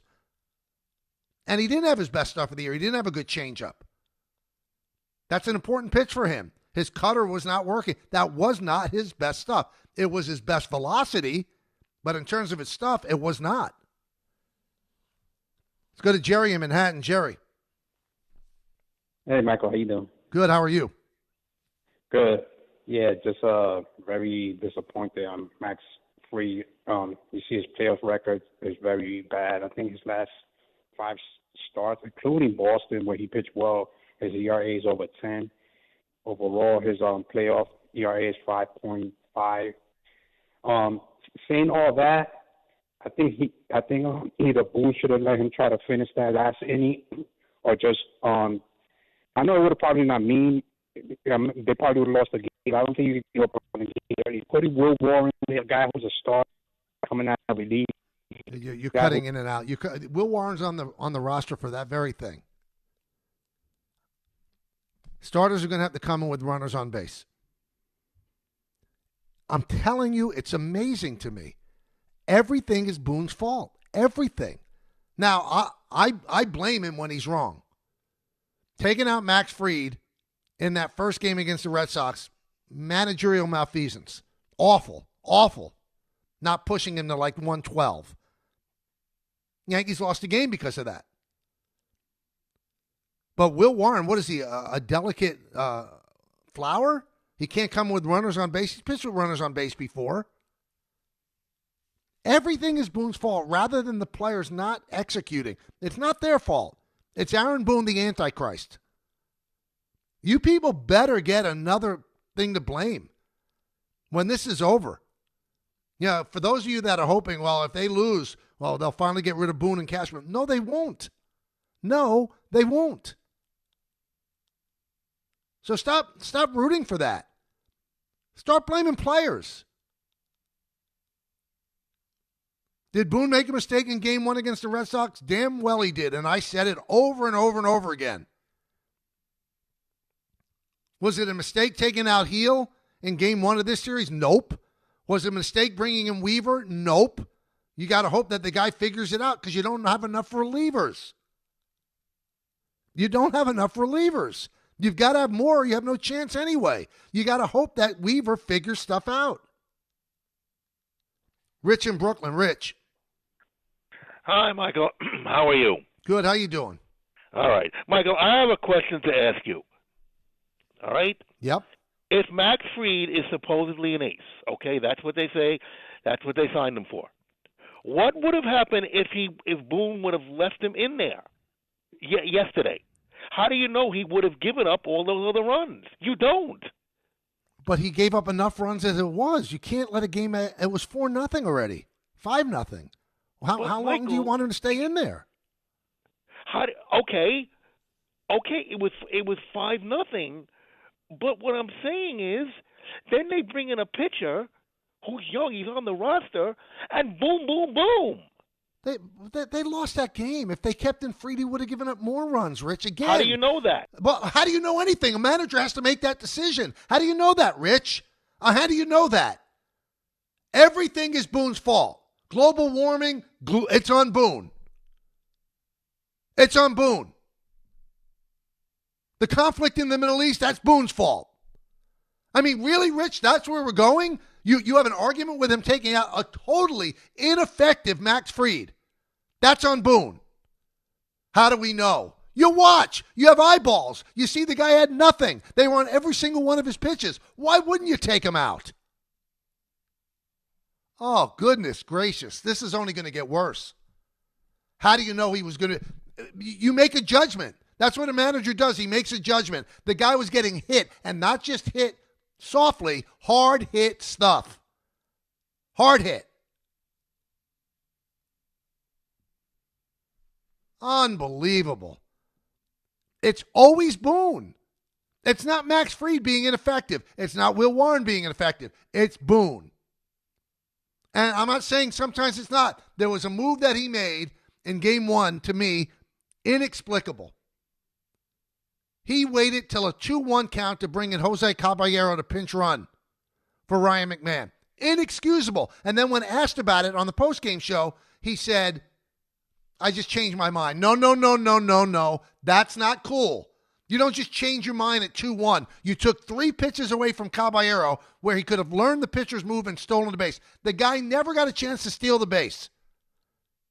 That's a bad move. That you blame on the manager. You don't blame taking Max Fried out and bringing in Will Warren. That's not on the manager. That's on those 2 pitchers that they didn't execute.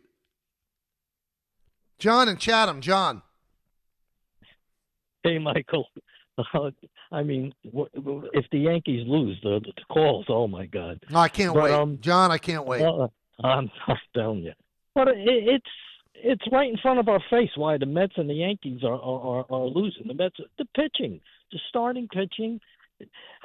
And I know Judge is going to get crucified if the Yankees don't win.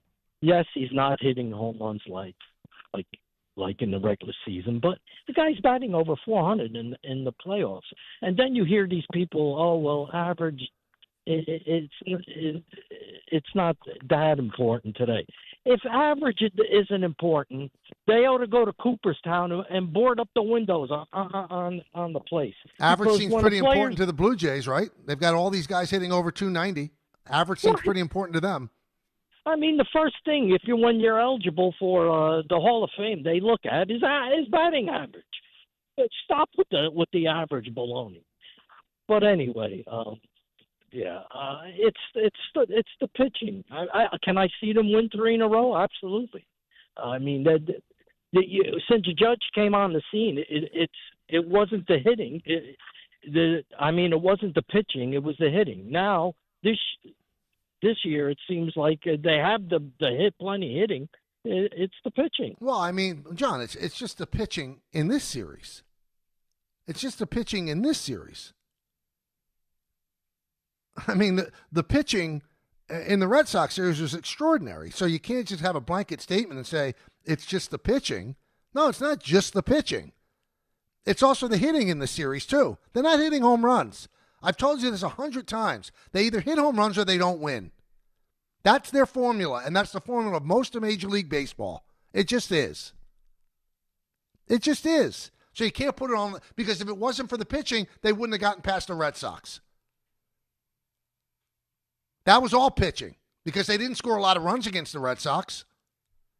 Now the first 2 games of this series is on the pitching. Louis Seal has been sub-Louis Seal since coming back from the injury. And Max Fried, he had a great start, and then he had a terrible start. What can I say? And he's had a history of that throughout his postseason. He won a World Series in 2021. He was brilliant in that last game. Brilliant. Other times he struggled. So it looks like it's hit or miss. Here's what worries me. If they win the next 2 games, he has to start in Toronto. And he does not pitch well in Toronto. He's given up 17 runs, 15 of them earned, and 14 and a third innings pitched in Toronto. So the leash is going to be very, very, very, very short. The FanDuel Sportsbook app is your home for all your favorite NFL bets. From yards to touchdowns to who will win, with FanDuel, any play can be the play of the game. Tonight, FanDuel giving all customers a 30% PBT. That's right, you can get in on the action with a 30% PBT tonight during the Chiefs-Jaguars game on Monday Night Football. So make FanDuel your go-to app for any snap. Just visit FanDuel.com/K to bet on the game. Play your game with FanDuel, an official sports betting partner of the NFL. 21 plus and physically present in New York. Opt-in required. Bonus issued as non-withdrawable profit boost tokens. Restrictions apply, including any token expiration and max wager amount. See terms at sportsbook.fanduel.com. For help with the gambling problem, call 1-877-8-HOPE-NY or text HOPE-NY 467-369. Is college even worth it these days? At Empire State University, it actually is. They are SUNY's leading online university. Flexible, affordable, and built for real life. With more than 120 degree programs, you can study what matters most to you. And students agree, they're ranked #1 in student satisfaction among SUNY schools. Whether you are finishing what you started or starting fresh, your goals are within reach. See for yourself. Visit SUNYempire.edu before the next term begins. Listen up, New York. It's football season, and you should be out there enjoying every play, every tailgate, every moment. But if you're dealing with neck pain, back pain, joint pain, or sciatica, even getting off the couch can feel like a challenge. That's where Dr. Jay Shaw at Sandwell Pain comes in. He's one of New Jersey's top pain specialists, Ivy League trained, double board certified, and dedicated to getting you back in the game. Here's the difference. No surgery, no scars, no long recovery, no pain medication. Just precise, non-surgical, image-guided procedures that get real results. Dr. Shaw treats everything from neck pain, back pain, migraines, nerve pain, and chronic joint pain. And he builds a custom game plan that's right for you. Same day or next day appointments are available with offices in Woodbridge, Livingston, and Inglewood. And yes, most major insurances are accepted. So don't let pain keep you on the sidelines this season. Go to SandwellPain.com to call, text, or book online. Relief is closer than you think, and it starts today. 1-877 Cards for Kids. KARS Cards for Kids. 1-877 Cards for Kids. Donate your card today. 1-877 Cars for Kids. KARS Cars for Kids. 1-877 Cars for Kids. Donate your car today. Ready to get rid of that old car? Donate it to Cars for Kids. Call 1-877-CARS-FOR-KIDS to reach a friendly live agent. Donation's super easy, and your car can be picked up as soon as tomorrow. Call us now, 1-877-CARS-FOR-KIDS. That's Cars with a K to donate your car today. 1-877 Cars for Kids. Donate your car today. Did you know you can donate real estate too? Go to carsforkids.org. That's carsforkids.org. Did you know you can get more with New York Lottery Plus? You pulling my leg? No, seriously. Just enter scratch off and draw game tickets and get more points. Pulling a fast one? Nope. And you can put your points towards chances to win gift cards, cash prizes, and more. Is this a stunt? No, you even get points for playing new games. You're pulling my chain, aren't you? No. Pulling my finger? What? No, man, put that thing away. Sorry. Introducing New York Lottery Plus. Download the app, sign up, get more. Please play responsibly. Must be 18 plus. Gambling problem? Call 1-877-8-HOPE-NY or text HOPE-NY. Ballybet Sportsbook. Yo, Ballybet stacked for football season. When it comes to sportsbook apps, it's undefeated. Ballybet. Check out that brand new parlay zone. Here's the kickoff. Build your bets and place them right on your phone. What? Live bets, daily boosts, and promos. Increase your odds so you can win more dough. Touchdown! Ballybet's the play. Make game day more fun and download it today. Must be 21 plus, New York only. Gambling problem? Call 1-877-8-HOPE-NY. Ballybet Sportsbook and Casino. Download it. Getting the right mattress helps you sleep at night. Getting the right price helps you sleep even better. At PC Richard & Son, they don't just sell you a mattress. Their experts use a 4-step fitting process to make sure your new bed fits you perfectly. The right fit, the right price, plus free delivery. It's what they do, only at PC Richard & Son. Free delivery on mattresses $199 and up. Excludes Manhattan. See stores for details. Some people just know you can save money on car insurance by checking Allstate first. Like you know to check if they're going for it on 4th down, before going to the concession stand. Yeah, give me 3 hot dogs, 2 jumbo touchdown, baby! What? Hey, buddy, you want cheese with those?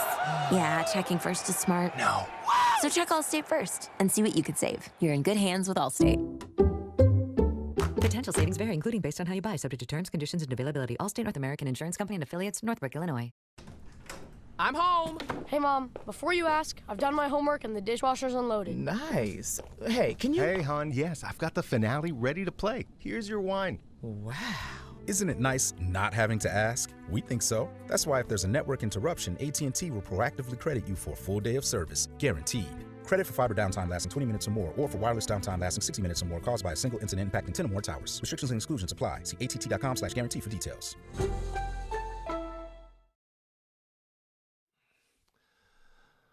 All right, before I get back to your phone calls, and a lot of people want to talk, I understand. I'm here for you. You're the co-host. You know the whole deal.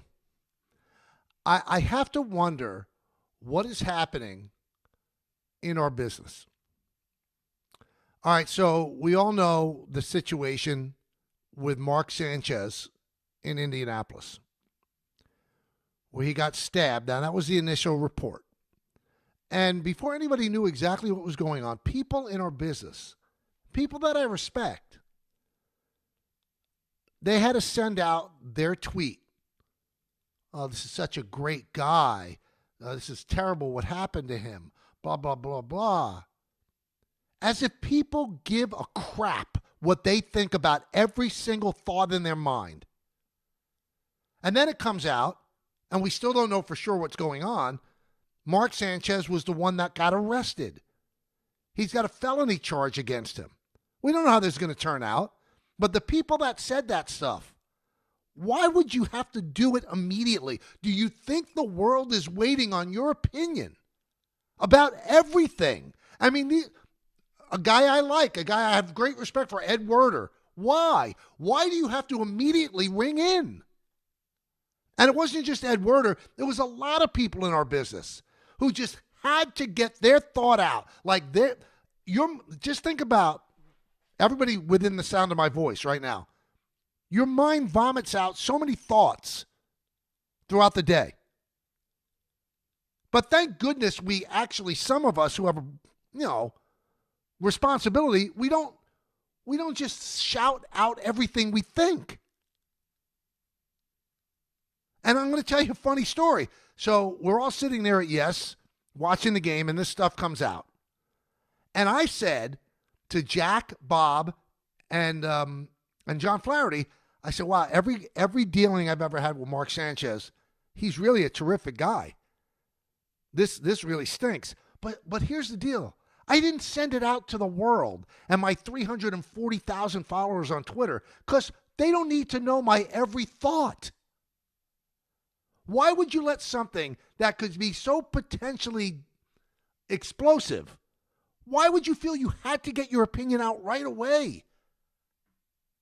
Our world is going to hell in a handbasket because everybody, including our young influencers and people that want to get noticed, they without even thinking or to see how something develops, they've got to spit out their opinion as if the whole world is sitting on their thought. Oh, I wonder what Mr. X thinks about Mark Sanchez. No, we don't wonder, and we don't care. Why don't you let it breathe and find out exactly what's going on first before you spit out your opinion on something that you have no idea how it's going to turn out? There's so many people out there with incredible amounts of egg on their face because for some reason they seem to think that we're all waiting on every single thought that comes through their mind. We're not. Take a beat. Take a breath before you hit send. Why am I wise enough to do this? There are things that I see on social media that immediately I want to chime in. But then I go, no.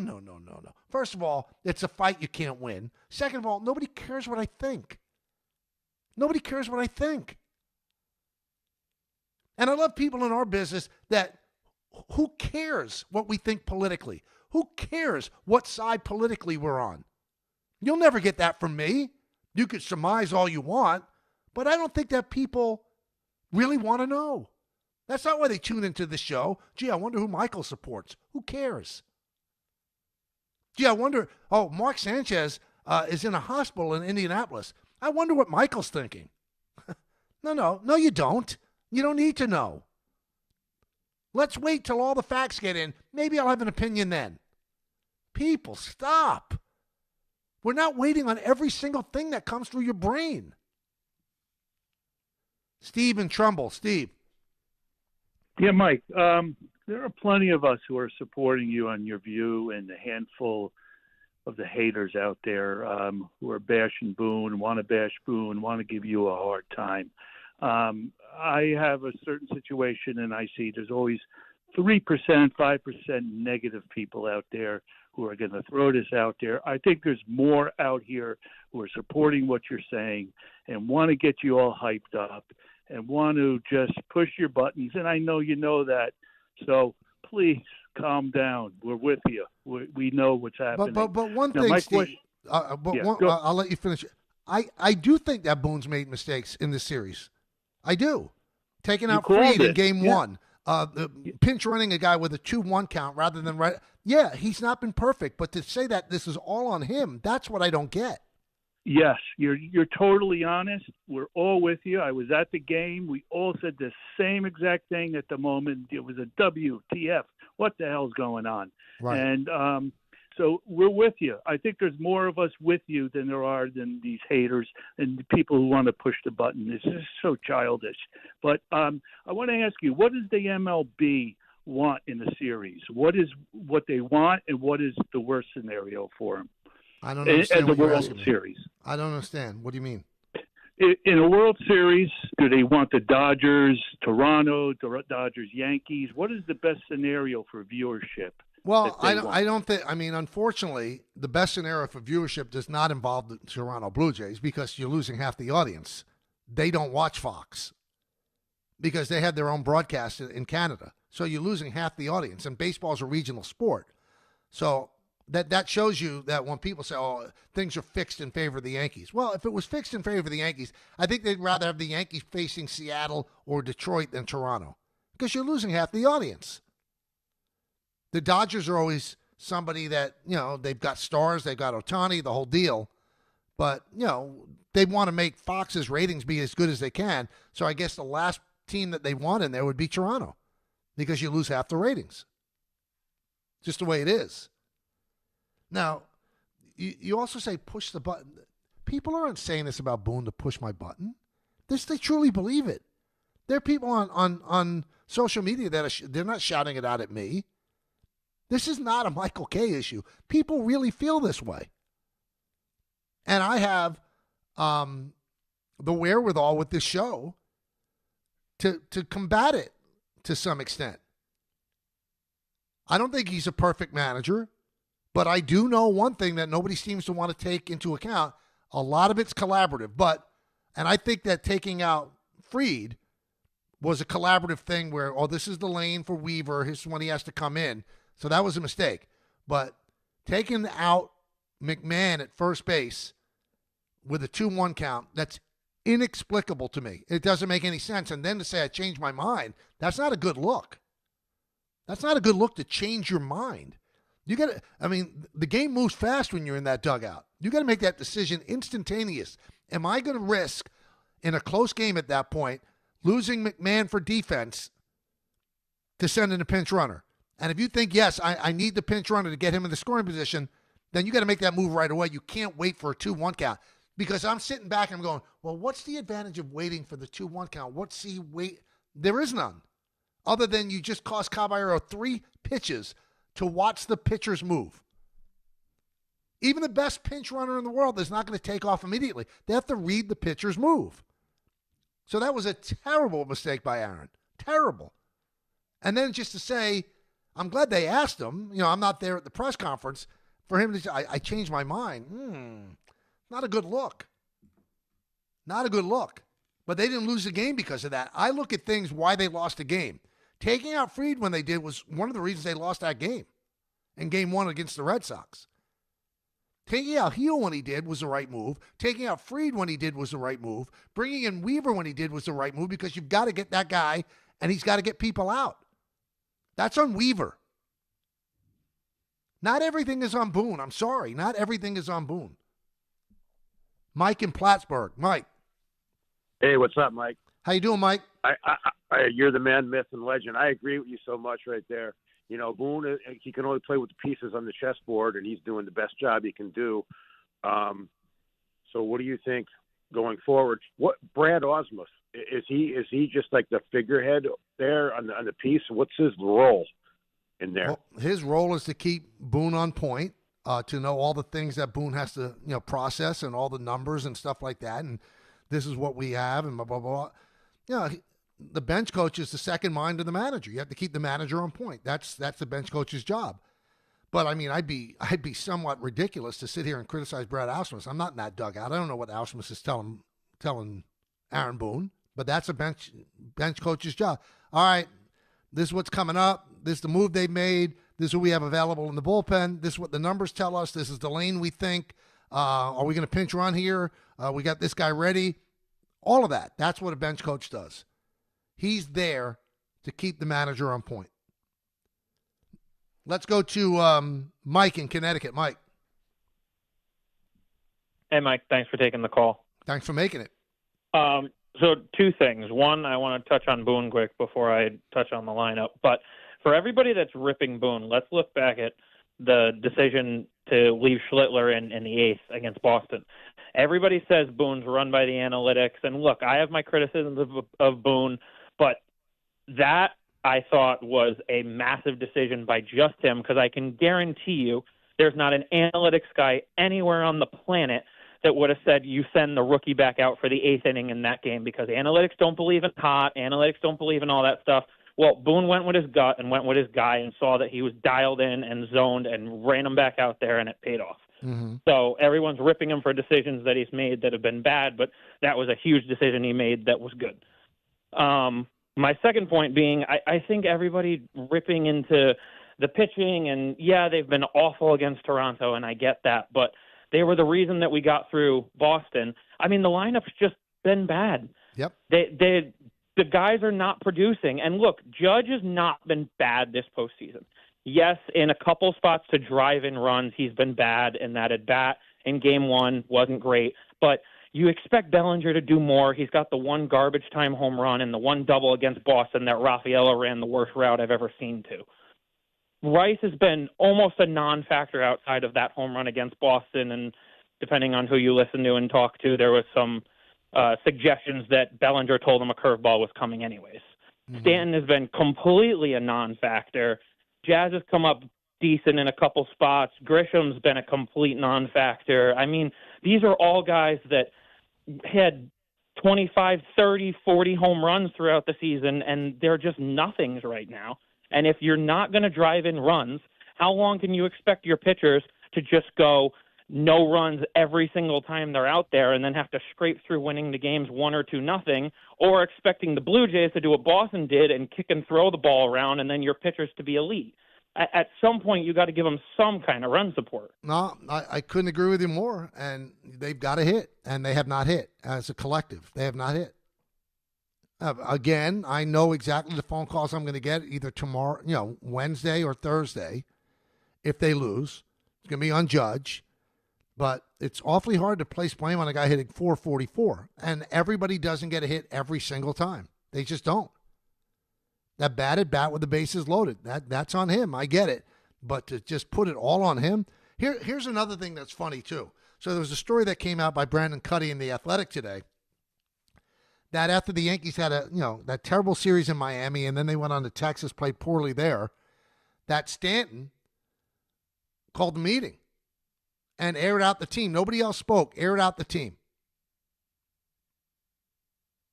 And that kind of was the beginning of the turnaround. The coaches, they all listened, and he spoke for 5 minutes. So I'm seeing the reaction to that story. Well, what kind of captain is Judge? Isn't he supposed to give that speech? It's amazing the voice of the ill-informed and how loud they shout.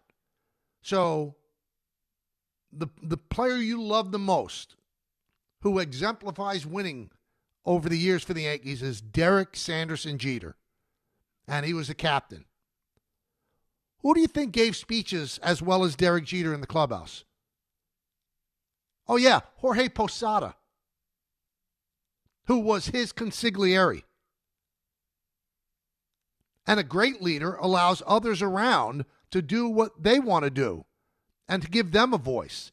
So you're going to take away from Judge's leadership because he allowed Stanton. I'm sure Stanton ran it past Judge. It's okay if I talk. Yeah, it's okay. It's funny, you guys now, you're trying to put the crosshairs on Aaron Judge. You're trying to put the crosshairs on Aaron Judge. Now he's the bad guy. And it's funny that I even react to this stuff because I see that a lot of the people that are making these outrageous statements, they're youngsters. They're kids in their 20s that have really strong opinions. And also they want to make their mark in social media so they can get clicks and they could build up their following and then they could be more relevant. I don't even know why it bothers me. But being ill-informed and being the loudest of the ill-informed is not a good look. Great leaders allow other people to lead as well. Jeter did it all the time. Jeter never was the one to give speeches. He's just not. That's not him. And Judge leads this team in so many different ways, and you want to jump him now? You want to forget that he might win his third MVP? That you want to forget all that. Because they would not have had 94 wins without Judge. And if they had just another player out in right field, you know what? They wouldn't have made the playoffs. So you could jump this guy all you want. You don't even realize what you have until it's gone. Because he now seems to be the flavor of the month. There's 3 people that are getting jumped on. Cashman, Boone, and now Judge. Really, really dumb target. You should be thanking your lucky baseball stars that Aaron Judge has graced your presence and will for 15 years. That's what you should be thanking. You should not be looking at the negatives. Oh, he's not getting any big hit. He's hitting .444. Oh, he's not a good leader. Let Stanton talk. Exactly how Jeter did it. Exactly how Jeter did it. It's funny, young people, don't be so loud. Sometimes you're wrong. A lot of times you're wrong. But I understand this is a different world. You feel the louder you are, the more people hear you. But remember, the more people hear you, the more people realize that what you're saying is dumb. We'll be back.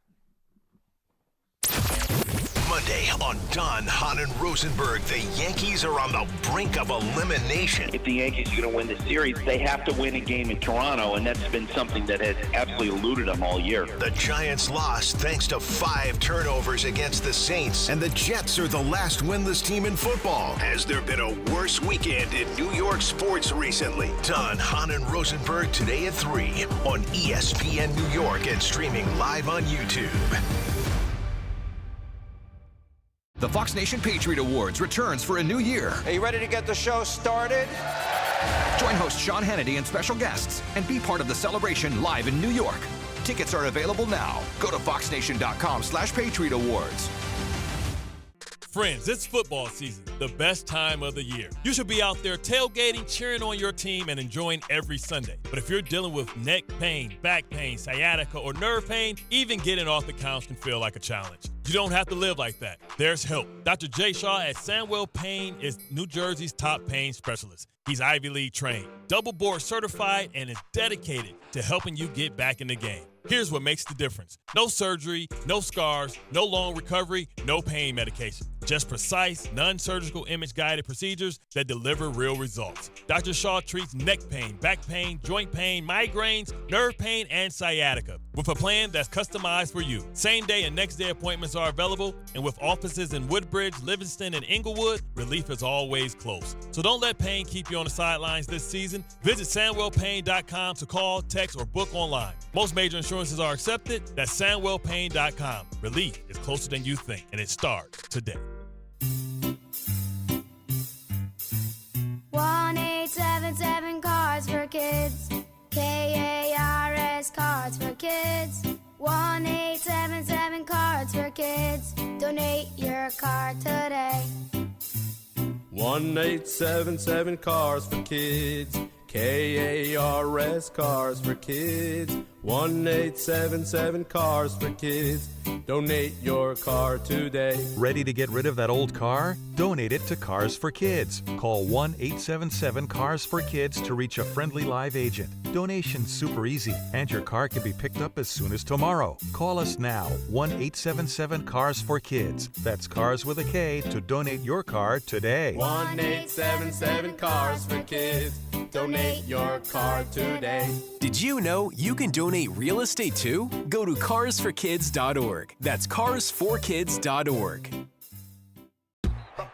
Ballybet Sportsbook. Yo, Ballybet stacked for football season. When it comes to sportsbook apps, it's undefeated. Ballybet. Check out that brand new parlay zone. Here's the kickoff. Build your bets and place them right on your phone. What? Live bets, daily boosts, and promos. Increase your odds so you can win more dough. Touchdown! Bally Bet's the play. Make game day more fun and download it today. Must be 21 plus, New York only. Gambling problem? Call 1-877-8-HOPE-NY. Bally Bet, Sportsbook and Casino. Download it. Did you know you can get more with New York Lottery Plus? You pulling my leg? No, seriously. Just enter scratch off and draw game tickets and get more points. Pulling a fast one? No. And you can put your points towards chances to win gift cards, cash prizes, and more. Is this a stunt? No, you even get points for playing new games. You're pulling my chain, aren't you? No. Pulling my finger? What? No, man, put that thing away. Sorry. Introducing New York Lottery Plus. Download the app, sign up, get more. Please play responsibly. Must be 18 plus. Gambling problem? Call 1-877-8-HOPE-NY or text HOPE-NY. Your fantasy roster is set. The Smack Talk is heating up, and this season, ESPN Bet is giving you more ways to ride with your squad. Introducing the ESPN Bet Fan Center, where you can instantly link and bet on your fantasy teams right in the ESPN Bet app. An enhanced sports betting experience only from ESPN Bet, the sports book for sports fans. Make the connection today with ESPN Bet Fan Center and the ESPN Fantasy app. ESPN Bet Sportsbook. Download the app today. Must be 21 plus. Gambling problem? Call 1-800-GAMBLER. Terms and conditions apply. See app for details. Hey, it's Desmond Howard. You want to win the weekend? It all starts with the tailgate. And for me, that means Kingsford Charcoal. They've been bringing the flavor, the smoke, and the heat since 1920. No wonder they're still the gold standard of grilling. So fire it up, feed your crew, and let the smoke do the talking. Kingsford, the king of the tailgate. Get it today at the Home Depot. How doers get more done. From the regular season to the Super Bowl, ESPN New York is your destination for football. We've got crazy fans. If the Giants somehow beat the Cowboys, I'm going to take a dump on your head. You can feel good because you're a damn football team. Expert analysis. Marcus Spears joins us now. ESPN NFL analyst Damian Woody. Mel Kiper Jr. The Hall of Famer Steve Young. He's kind of our resident general manager, Louis Riddick. We got Mike Tannenbaum right now. And all your fantasy and wagering needs. This is ESPN New York. We are football. The Jets should be thanking the lucky stars that the Yankees are in the playoffs, because we'd really be going all in on the fact that they're the last winless team in football. The last. All the promises of a changed culture. Now it's, well, this takes a long time. He didn't sell it that way, that it was going to take this long, that it was going to be this ugly. Not good. Not good. Let's go to Glenn in Connecticut. Glenn. Hey, Michael. Thanks for taking my call. You got it. So I'm on board with you. I think that a lot of the blame gets put on Boone and Judge for whatever reason is beyond me. If you have a problem with Judge, get your head examined. But I do think an organizational shift needs to happen with the Yankees if they get swept by the Blue Jays or lose this series. I don't know. I don't know if it's Cashman, Boone. I think something needs to happen because you talk about the definition of an insanity. We're going on 10 years of the Yankees underperforming in the playoffs, and I think something needs to happen just to wake up the fans or give them that something needs to happen, whether it's firing Boone, bringing in someone else. I just think something needs to happen, and I want to get your 2 cents on that. Well, I mean, but you don't cost somebody his job just so you can, satisfy an angry fan base. When you say they've been unsuccessful in the playoffs, they did get to the World Series last year. Now, they lost in 5 games. I get it. Major disappointment, but unsuccessful. They got to the World Series. So there's 4 teams left in the American League, right? The Yankees last won in 2009. The Blue Jays last won in 1992. The Tigers last won in 1984. And Seattle has never been to the World Series. So we look at things through our myopic lens. Yeah, not winning a championship for the Yankees is awful since 2009. Awful. That's not what they preach. But when you go on the other side of the fence in your backyard, that family has trouble too. Again, I'll tell you, the Tigers haven't won since 84. The Blue Jays haven't won since 92. And Seattle has never been to the World Series. So, yeah, New Yorkers think it's terrible. It's unconscionable. Here's if you let Boone go. You let Boone go if you think he's a bad manager, and if you think he's lost the clubhouse. You don't let Boone go because the fans need something thrown their way. That's not a way to do business. Because fans should be taken into consideration, but if you let fans and their loud voices make decisions, what's the old saying? Well, you know what? You'll be sitting with them. By the way, the Blue Jays last won in 93. My bad. 93. So you do the math. That's 32 years ago. 84 for the Tigers, never for the Mariners. So we're all screaming, 2009, are you kidding me? Because we all got spoiled with 96, 98, 99, 2000, going to the World Series in 2001, going to the World Series in 2003. I get it. I'm not saying that you're wrong. But what I am saying is take a look at the rest of the world. The team across town hasn't won since 86.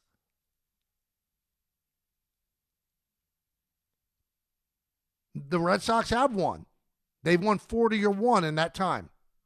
But they've also finished last 5 times during that time when you keep going to the postseason. I don't think there's going to be an organizational shift. I'm sorry. You people might want it. There's not going to be. Some teams will look at this and go, wow, that's really successful. And I don't blame fans for saying it's not, because been sold championships with bust. I get it. But they did get to the World Series last year. To say that they can't, I don't know. That's a hard thing to sell, everybody. It's a really hard thing to sell. All right, coming up, Don, Hahn, and Rosenberg. I'm sure they have a lot to talk about, both football and baseball. So stay tuned for them. And in the words of Billy Joel, life is a series of hellos and goodbyes. I'm afraid it's time for goodbye again. See, everybody, we'll talk to you again tomorrow at 1. The FanDuel Sportsbook app is your home for all your favorite NFL bets, from yards to touchdowns to who will win. With FanDuel, any play can be the play of the game. Tonight, FanDuel is giving all customers a 30% PBT. That's right, you can get in on the action with a 30% PBT tonight during the Chiefs-Jaguars game on Monday Night Football. So make FanDuel your go-to app for any snap. Just visit FanDuel.com/K to bet on the game. Play your game with FanDuel, an official sports betting partner of the NFL. 21 plus and physically present in New York. Opt-in required. Bonus issued as non-withdrawable profit boost tokens. Restrictions apply, including any token expiration and max wager amount. See terms at sportsbook.fanduel.com. For help with the gambling problem, call 1-877-8-HOPE-NY or text HOPE-NY 467-369. 1-877 Cars for Kids.